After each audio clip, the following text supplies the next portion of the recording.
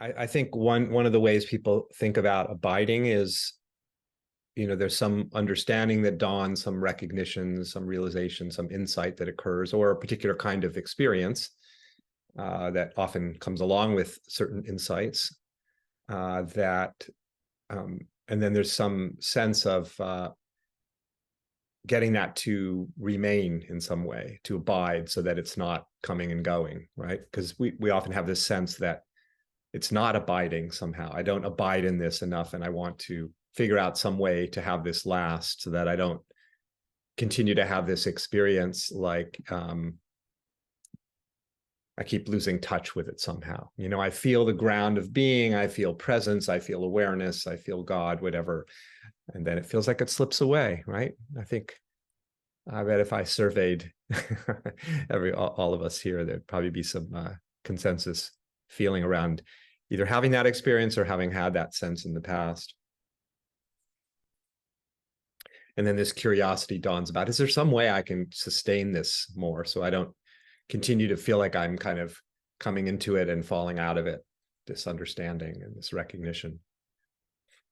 I was curious, and I looked up in the dictionary the definition of abide, and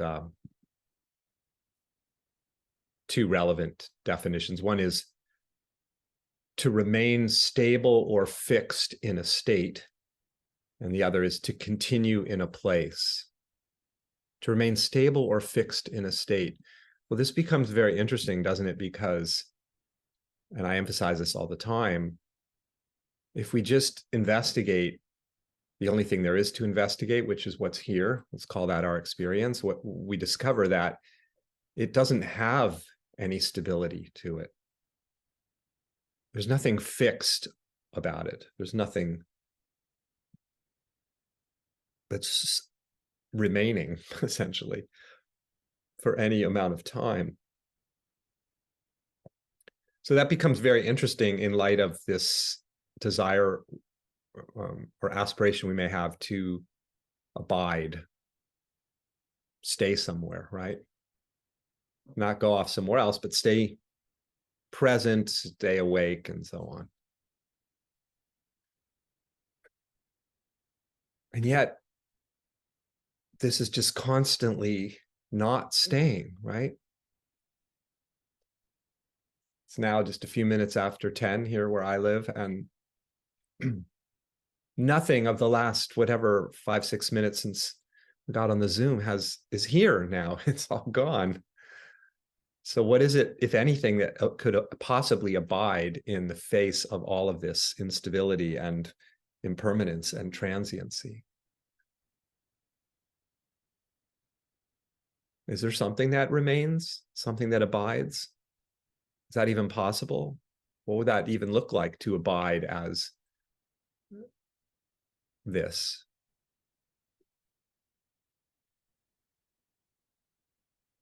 Of course, the notion of getting this to abide more, to remain more, to somehow sustain what's been experienced or understood or seen,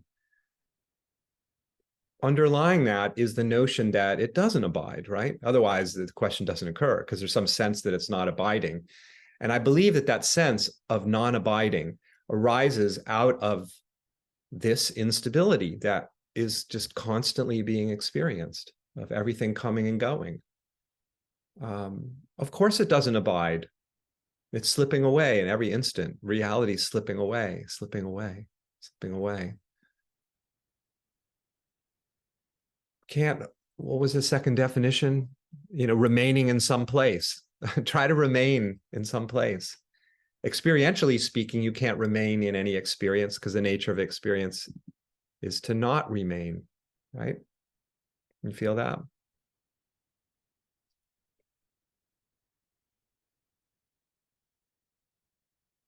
I guess if I were to say that there's anything that remains, it is reality itself.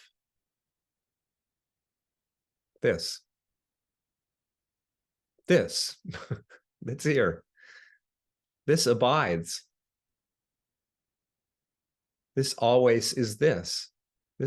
Reality is always reality, even though paradoxically it's always vanishing. It's always morphing. It's always transforming, it would seem, into the myriad shapes and forms and experiences and qualities and characteristics and flavors of life that it takes on, right? And presents as. But that which it presents as, that which reality presents as, all of its flavors, doesn't have duration.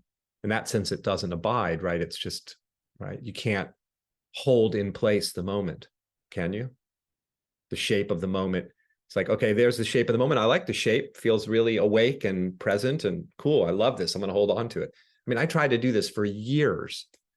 I'd feel this amazing sense of presence and I try to hold on to it, like with dear life. I'm going to stay present. I'm going to stay present. It's such an amazing, God, it feels so amazing. Yeah, that didn't work very well. I was constantly disappointed by my inability to sustain presence. Anyone have ever had that experience? But there is a presence that is self-sustaining. It's not the presence of an experience that we call presence. I'm really present now. It's the presence of what is that abides. It's always here, isn't it? You notice that? Reality's always here. Something's always here. Something's always here. Always changing, always here. That's the abiding. This abides not because I, the wave that is known as John, is doing something to make reality abide. I mean, that's actually, if you look at that, it's laughable. Reality is this explosion of life, if you want to call it that, that's shining forth, it's emanating as all of this. And one of its emanations is me and you and everything. And it would be like the rays of sun trying to figure out some way to abide, as the sun. They are the sun's expression, right? That is the abiding.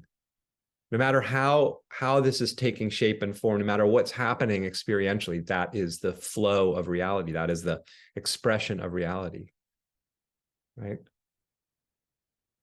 That's where we find something that we could think of or call abiding, is in the constant flow of this, the ceaseless flow of this, the inexplicable, magical, mysterious, miraculous flow of this. It's constant. But as a flow, it's also constantly changing, in that sense, not abiding. In other words, it's not one thing, one state. Nothing can be held in place, but nothing needs to be held in place because reality remains reality no matter what's happening. So nothing has to be done to abide. This self abides. This is always itself, always this.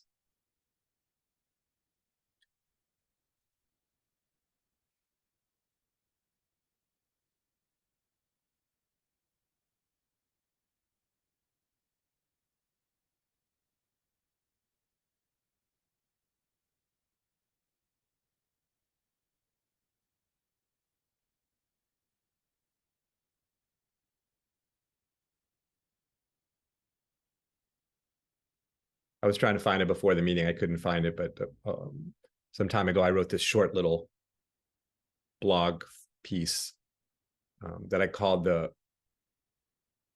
something like the engine of meditation or something. And just this image came to me of like, we get in our car of, it was the car of meditation. Yeah. And it was like, we get in our car of meditation and we're going to do something to turn on whatever it is we're trying to turn on, presence, awareness. So we turn the key, to turn the engine on, and then now there's a sense of presence, and then invariably we feel like, oh my God, like the engine gets turned off when we stop meditating or we stop remembering or we stop practicing the presence or whatever, and then it feels like it disappears. What I was writing in that piece and what I say to you now is that the engine is already on. The engine of life is already on. There's nothing we need to do to turn on the engine of life. It's running, isn't it? It's on full. It's fully going, the engine of reality, isn't it? Right here, creating each instant, creating us in each instant. Not because I'm doing something to turn the engine on. It's just on. It's just streaming forth this vitality, this aliveness. No matter what, no matter what's happening, no matter what you're feeling, sensing, thinking, wondering, remembering. The abiding of this does not depend upon anything being experienced in particular. It abides as everything. That's what makes the abiding, right? It never goes away.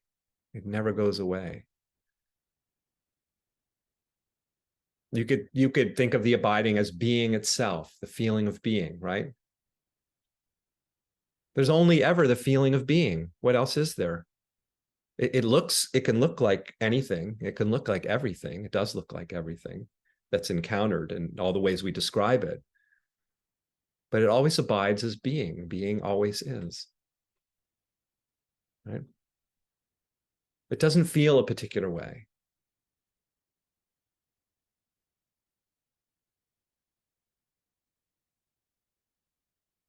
It feels like everything.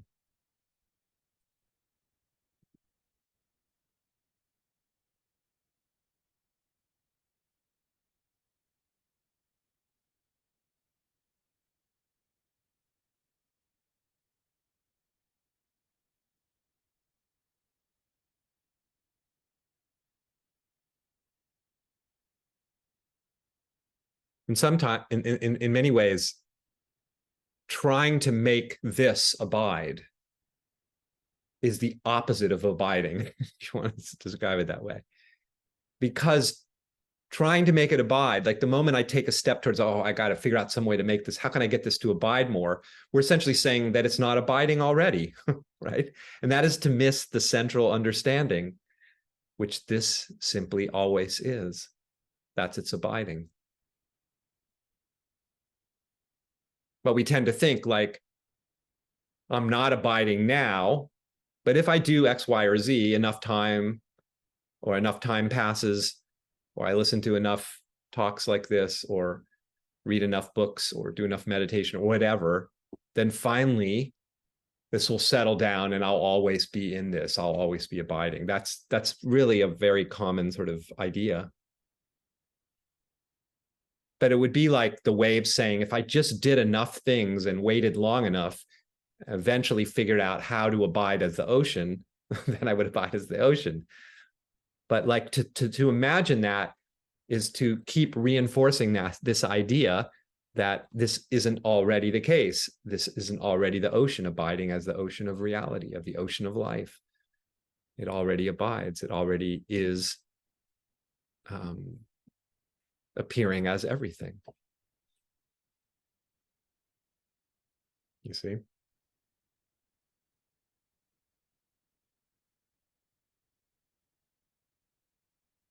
Just feel that, feel the relentlessness of this life force, of this, the Shakti of life, the energy of life. When is it ever absent?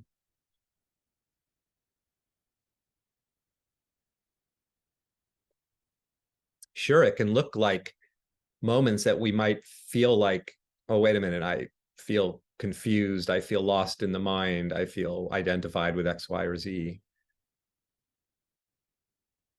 That's how the vibrancy is appearing. It's abiding as that moment, which is a moment that's actually here for no time, even though it seems like it's here for some time. And that's the very strange, sort of curious nature of this, that in one sense,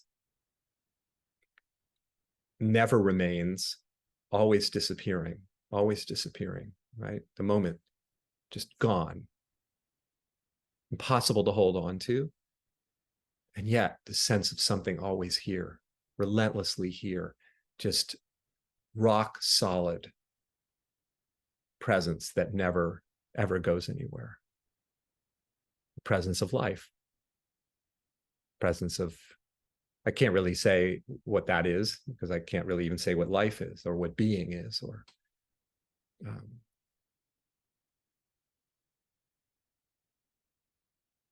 but it's a palpable sense, isn't it? A palpable sense of something here. Just feel that. That's the abiding.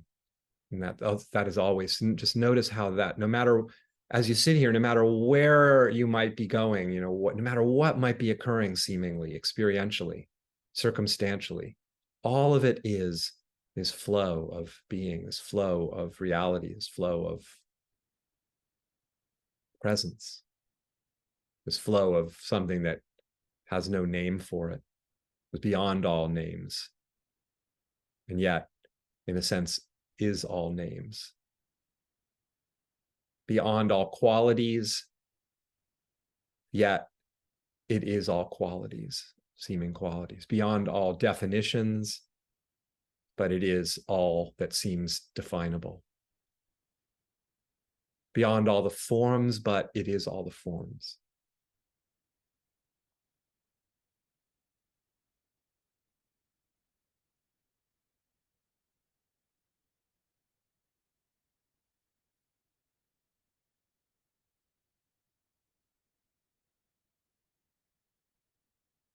But when it comes to abiding as this presence, just we can let reality do all the heavy lifting because it's doing the abiding somehow.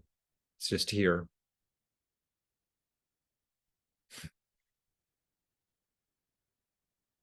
It's this inexplicable miracle.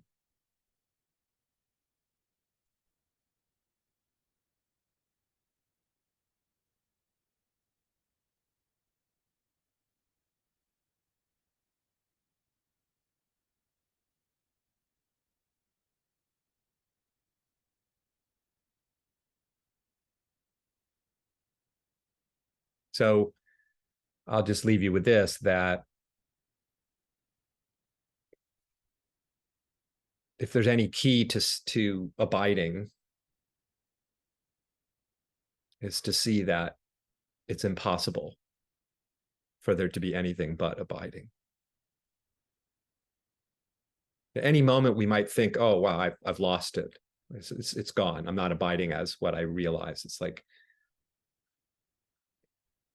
you know, the real thing to realize is that this never goes away, but this is all that exists. In that sense, the notion of abiding just doesn't even compute, right? There's no non-abidance. There's just abiding. The abiding of this being itself. What else is there?